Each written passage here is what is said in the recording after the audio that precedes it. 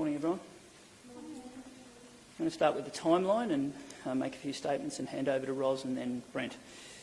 In March, the Premier said that frontline staff would receive their first dose tomorrow.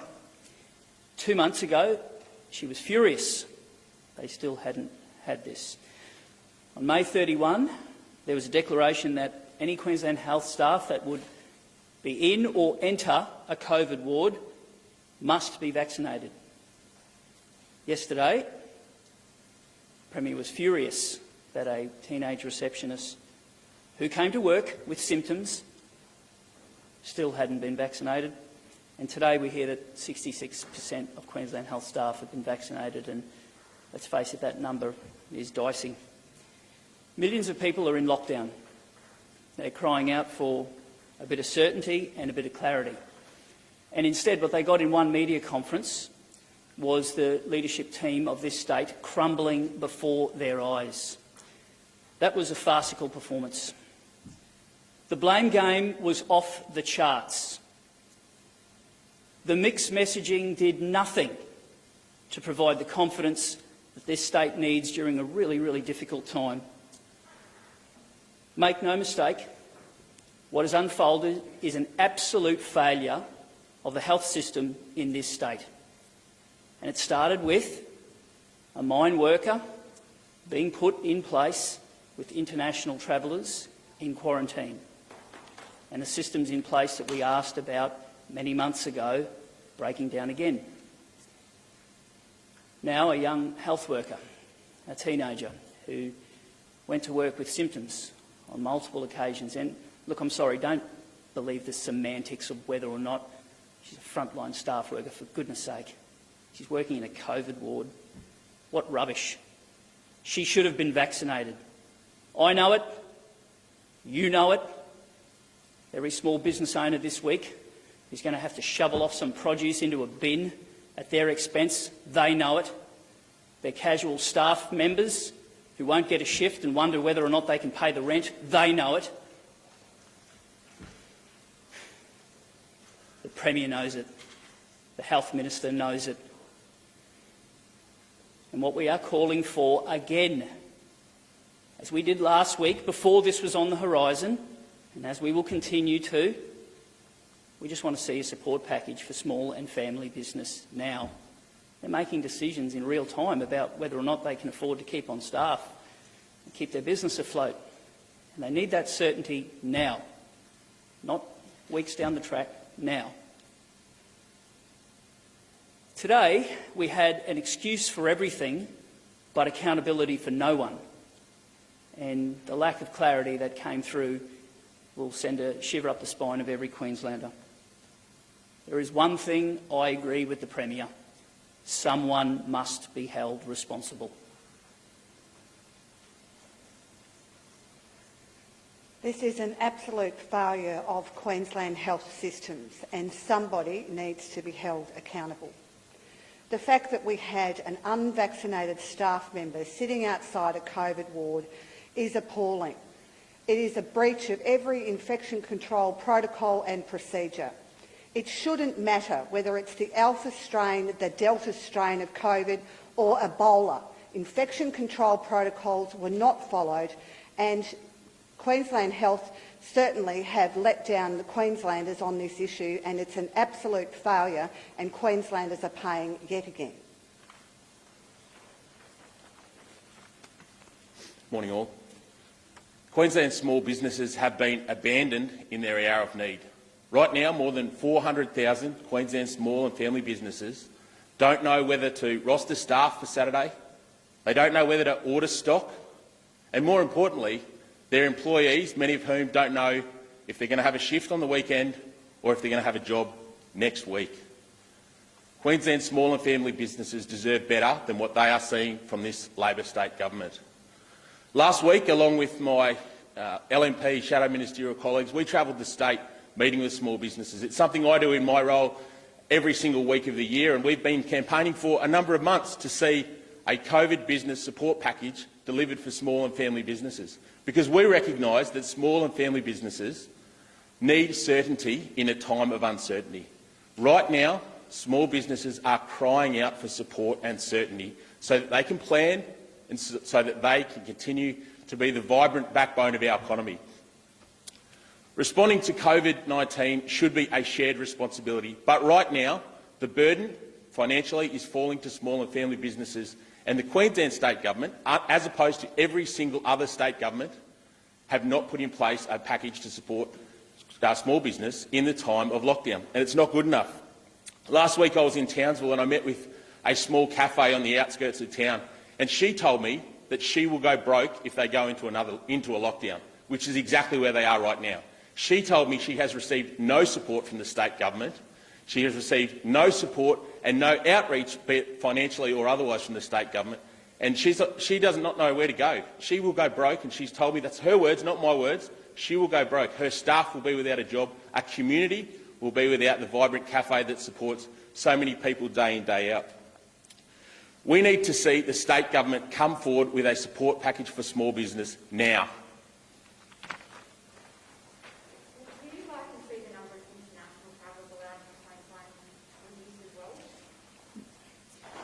I'm not going to take away the message that we're here to talk about today, and that is about support for family and small business and about making sure that someone's held accountable. Now, if those discussions need to take place and both the federal government and the state government determine a number of people who comes in, that's great.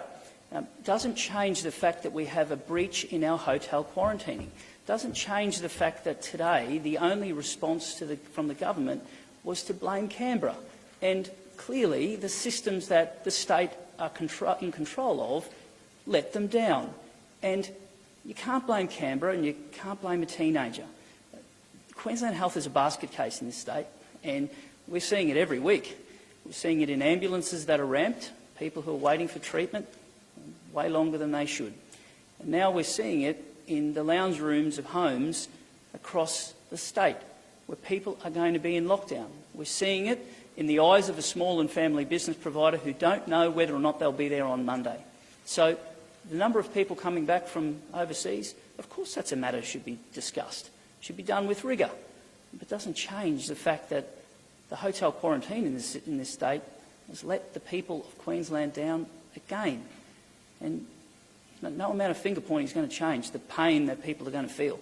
You say it doesn't know how many people haven't been vaccinated. This morning they said, oh, the federal government hasn't told us how many GPs have given out the vaccine. Do you think that's good enough? You know, it's absurd. And the fact that Queensland Health can't tell you how many of their staff have been vaccinated, the fact that a young woman who's working in a COVID ward wasn't vaccinated, the fact that there were no systems in place to check who's been vaccinated when they're being rostered on, and no system in place for somebody to come and say, you seem like you've got symptoms, you really should get tested, it's 10 metres behind you. The fact that none of that occurred shows that Queensland Health lacks control, lacks processes, and boy oh boy does it lack leadership.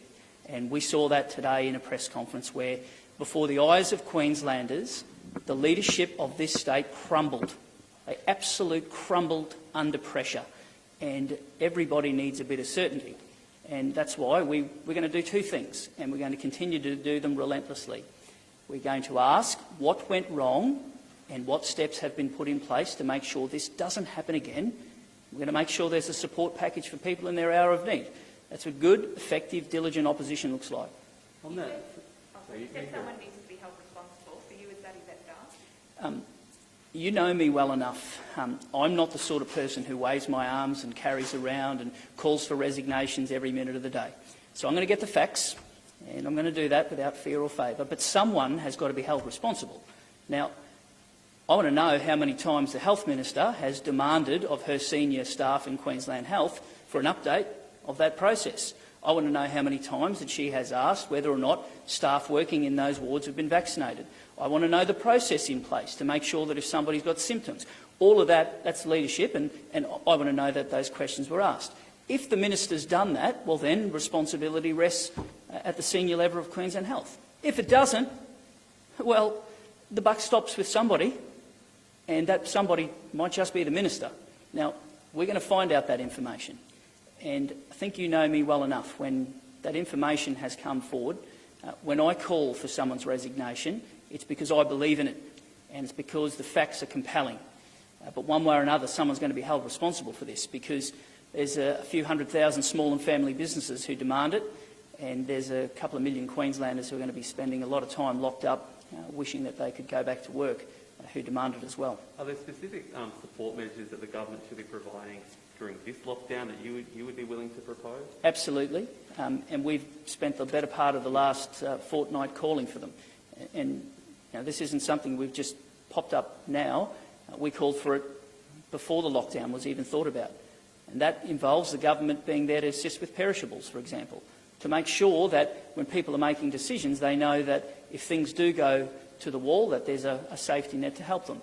You want to know that if it's your business that has a COVID positive case turn up, that you're not left to your own devices the next day when you open to have to find someone to clean and stand everybody down. Those systems need to be in place to mobilise immediately and provide the assistance to give that deep clean so they can get back on their feet.